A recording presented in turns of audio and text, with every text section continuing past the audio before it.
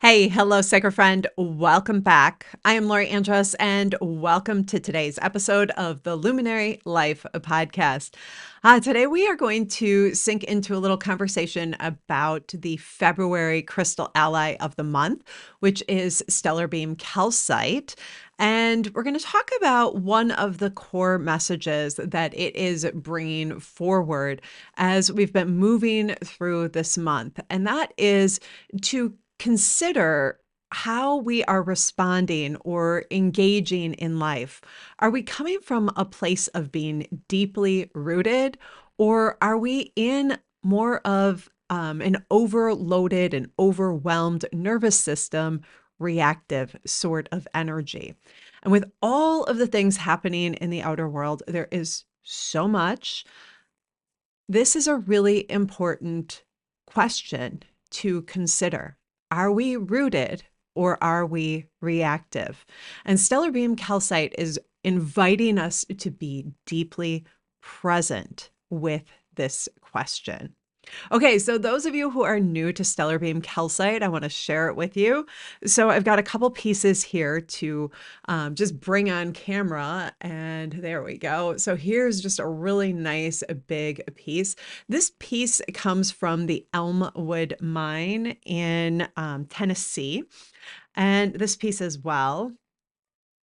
I just love these pieces. They're just absolutely gorgeous. So you can see that there's multiple terminations, but they're also double terminated. I think this big piece really shows that very, very well. So points at the top, points at the bottom, multiple terminations.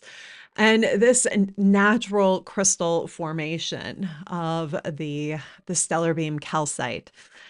Stellar beam calcite, oh gosh, I met it in, I believe, I know, in 2014. And, it was just one of those stones. When I met it, I knew I wanted a piece. But it wasn't until a couple months later that I found the pieces, which are these, that wanted to come home with me. And I think one of the things that they really brought into my awareness was a sense of home within myself and a sense of really choosing the life that I live, the life that I experience, the life that I am creating. And I feel like this is one of their core invitations. In the Stone Speak Oracle, the message from Stellar Beam Calcite is to boldly choose you. Now, what would it look like if you just stepped back and boldly chose the life you're living, the life you're creating? And I think, sometimes we have to step back because circumstances may not look exactly as we want them to look or exactly as we imagine would be the best case scenario, the most magical, amazing. But when we step back and we recognize that we are participating in creating our life and that there are things here to celebrate, and we shift our mindset just in a little subtle manner, letting ourselves see, receive, embrace, celebrate, love up on all of the magic that is already here, that's when we begin to shift our energy into a more empowered manner of co-creating our life. And we begin to really receive the abundance, the amazingness that is here. Now, the funny thing about the timing in which these pieces showed up in my life is that Chris and I were traveling to the West Coast. We had this plan that we were going to move from our home here in Green Bay, Wisconsin to the West Coast. And this is something we had been talking about for years. It wasn't like a new conversation. It was a conversation that had been ongoing for a very long time. And we scheduled a summer trip. We did a road trip. We drove out to the West Coast. And immediately the trip and all the plans we thought we had got turned upside down. And we ended up making it entirely spontaneous, just listening to the earth, moving from one place to the next in a rhythm that wasn't organized, wasn't planned, but was where we were called. And our final stop was in Southern Oregon. And as we were in this like funky little town and camping at this really great spot where we were pretty much the only people camping, we found these stones. And I remember thinking, wow, this is just amazing. And everything in this community, in this little town, in this area felt alive to us. And we were so excited about it. And we just started looking at it through the lens of what if we were to live here? And everything came even more alive. And so we began our trip home and we were really in this place of planning. Like, okay, what do we need to do? What is our next step? What do we want to do next? And, we're having so much fun imagining, visioning, planning, organizing, all of those things. And then we got home. And as we pulled into our driveway, it was about 5 o'clock in the morning and the sun was rising. And as it was rising, the light was just streaming through our yard and the grass was dewy and there was that beautiful morning light. And we just paused in the car.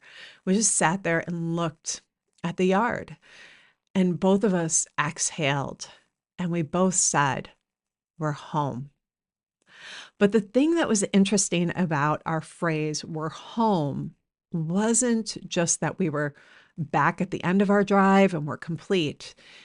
We both felt it simultaneously. We had the same feeling. Not that we're home from a place of like, we're just exhausted, but we're home. This is our home. And we felt the sense of home here in a way that we hadn't felt before. Something within us just clicked in awareness of receiving all that was around us. And the way that that experience opened up ripples in our local world here was really beautiful. And I think, this is one of those subtle things when we receive what is here from a deeply grounded, deeply rooted place, we can be present to what's here. And that can bloom, that can expand, it can grow, and it can become what we imagine we will find in other places or in other experiences or other situations or in other dynamics. And that landing here, landing home, really opened up a lot. So I want to sink into this question, this phrase that Stellar Beam Calcite is offering us this month. That place of, are we coming from a place of being rooted or reactive? Now, I wouldn't say that our quest to move was from a place of being reactive entirely. I think there were desires that we were looking to experience, things we were desiring to experience in our life that we didn't feel were available or was available here. There are things we were longing for and in search of. And at the same time, I think sometimes when we take that journey outward, and when we look outside of ourselves, there is a hint of a reactive energy, an unsettled energy. And it's such an interesting thing to kind of dance with or play with. But I think as we look at our lives and we consider the journeys that we all have, there are times where we make decisions not because we're really grounded and rooted in ourselves, but because we've seen something in the outer world that makes us feel we'll find the answer somewhere else or in some other situation. And there's a dance here. There's a soft dance where it's important to let ourselves witness and experience and celebrate and recognize things that activate a sense of awakening, desire, longing. But it's also important to let ourselves dance with that in a way that is truly unique to who we are. And I think Stellar Beam Calcite helps us to find that really fine line. Like it's so, so delicate. And as we lean in, it helps us to really like just get in between and really let ourselves recognize how are we being called to choose ourselves and to choose the life that is meant for us, to choose the life that we have the capacity and the gifts and the talents to create. When Stellar Beam Calcite brought forward that message in the Stones Peak Oracle around boldly choosing you, what would it be like to boldly choose you? Not from a place of being selfish or like pushing people away, but from a place of like really being deeply honest within ourselves, deeply present, and deeply true to who we are.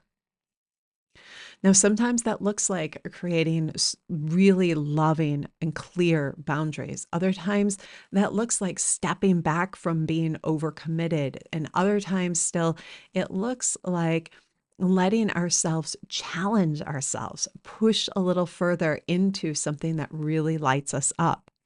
That looks different, but it invites us into that place of being deeply rooted.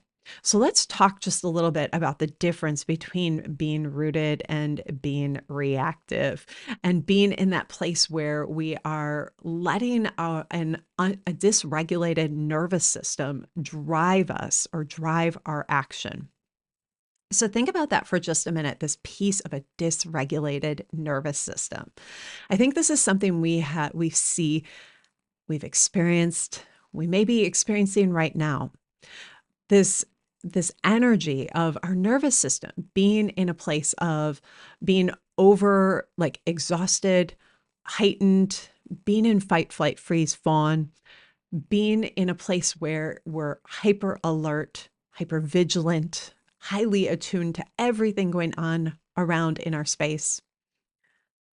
Our breath being short, shallow, our, our energy of our shoulders being lifted up, recognizing that we're not bringing a deep breath in.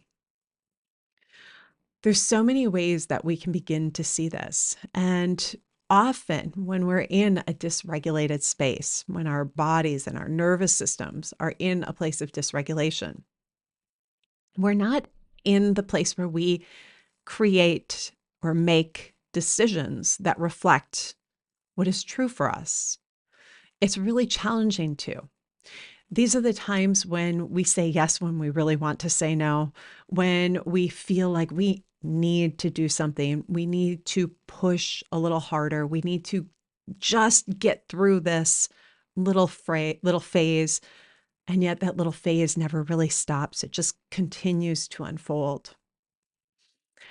Regulating our nervous system isn't something we do just once in a while. It's an ongoing practice. It's an ongoing process, letting ourselves slow down, letting ourselves reconnect with the rhythm of the earth, letting ourselves be present and truly listen within. As we regulate our nervous systems, we become rooted. We connect in with the earth. We let ourselves feel it underneath our feet. And that is when we can begin to feel, hear, see, know, trust. Yeah, trust and tune into our intuition in really deep and meaningful ways. When we're dysregulated, often those are the times when we find ourselves with scattered energy, looking outside for what to do next, to make our decisions about what the best or next right step is. It's when we really feel like we need to get answers fast. I need to know, I need to know, I need to know. And it's when we most really will benefit from slowing down. You know, it's funny because I noticed this feeling within myself when I came back from Arizona. There was a part of me that just wanted to dive right in and begin creating new pieces of jewelry, wanted to get everything in order. and and the exact opposite happened. I was so dysregulated from not getting enough sleep, from the heightened energy of the stones and all the activity that unfolded, from being in airports and traveling and flying and all of that stuff. My system was dysregulated from not eating my typical routine sort of diet, from shaking that up and eating foods that maybe just don't make me feel like my best self. And as I got back, I could really feel this, but I also really felt this pressure to push forward, to move forward, to get ready for the next event that's coming in April, to prepare myself in all the ways that my head is like brainstorming and coming up with new ideas around. And instead, my body just wanted to sleep. And it was so funny because my internal self that wanted to just push through, the dysregulated part of me that wanted to get things done, to see how things were going to come together, really fought that need to just slow down. I kept calling it my fog, my post Tucson fog. I'm in a post Tucson fog. And I really was. I felt that. But the more I let myself sleep and rest and pause and didn't force myself into the place of being active or really having tight timelines, tight timetables, things got done in their own way and in surprising ways. And my body came back into its rhythm. My energy came back down. It slowed down. And my connection with what my next right steps are became clear. As we move through this time where we are shifting, oh gosh, on so many levels, I'm like, my head just jumped through about a dozen different ideas of what to share here. But one of them being this time where we are really shifting the way the world has been oriented and the way we as humanity have been living and creating the world. We're shifting that in really powerful ways. And part of that is the turning over of what is complete and creating space for what wants to become. And we're in this soft space in between as things continue to unfold, as they continue to change. And along the way, the call is to really step into our power, to choose ourselves from the place of embracing the unique gifts and abilities that each one of us possess and allowing them to come through and be shared and expressed, because that is what the world needs. There's a quote around what the world needs now is awakened people. And I can't remember who said that or where that comes from, but that's such an important piece. The world needs you awakened. The world needs you letting your light shine. The world needs you sharing your unique gifts. And our wonderful ally for this month, Stellar Beam Calcite, invites us to get deeply rooted, step out of the place of acting from a place of reaction and acting from a place of deep, grounded presence and truth, from being deeply rooted into the very core of who we are, so that we can boldly choose what is in truth and in alignment with the very core of our most authentic self. Isn't that beautiful? Yeah. So I would love to hear from you. If you made it this far in the video, I'd love to hear in the comments, how are you boldly choosing you at this time? How are you feeling called to express yourself, to share your unique gifts, to stand in the authentic expression that is you? I want to invite you to share that in the comments, and then be sure to give this a like. If you haven't subscribed yet, please do that, and share this video or this podcast with friends, family, loved ones, others who you think will find meaning and benefit from it. I want to wish you a wonderful day. Thank you for joining me. And as always, sacred friend, shine brightly. Bye for now.